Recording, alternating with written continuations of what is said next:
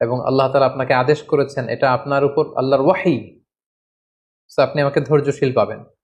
বাবা ছেলে তখন মক্কা থেকে, মক্কার পাশেই মিনা অবস্থিত, মিনা প্রান্তরে রওনা হলেন আল্লাহ তাআলার আদেশে ছেলেকে কুরবানি করবার জন্য। কি মর্মান্তিক, কি হৃদয় বিদারক সে দৃশ্য। এবং সৈয়দনা ইসমাইল আলাইহিস সালাম বললেন, বাবা, আমার চেহারার দিকে তাকিয়ে আপনি ছুরি চালাতে আপনার বড্ড মায়া লেগে যাবে, কষ্ট লেগে যাবে। আপনি আমাকে উল্টো করে শুইয়ে দিন, অর্থাৎ আমার চেহারাটা থাকবে মাটির দিকে, আপনি পেছন দিক থেকে আমাকে জবাই করুন। আল্লাহ তাআলা বলছেন, ফালাম্মা আসলামা ওয়া তাল্লাহু লিল জাবিন, দুইজনেই যখন সারেন্ডার করলো, মানে তাদের হৃদয়ে তখন আল্লাহর ভালোবাসা, আল্লাহর আনুগত্যের এই ব্যাপারটা ছাড়া আর কোনো কিছুই নেই। সাইয়েদনা ইব্রাহিম ছেলেকে হৃদয় থেকে সরিয়ে সেখানে আল্লাহর আদেশকে, আল্লাহর ভালোবাসাকে স্থান দিয়েছে।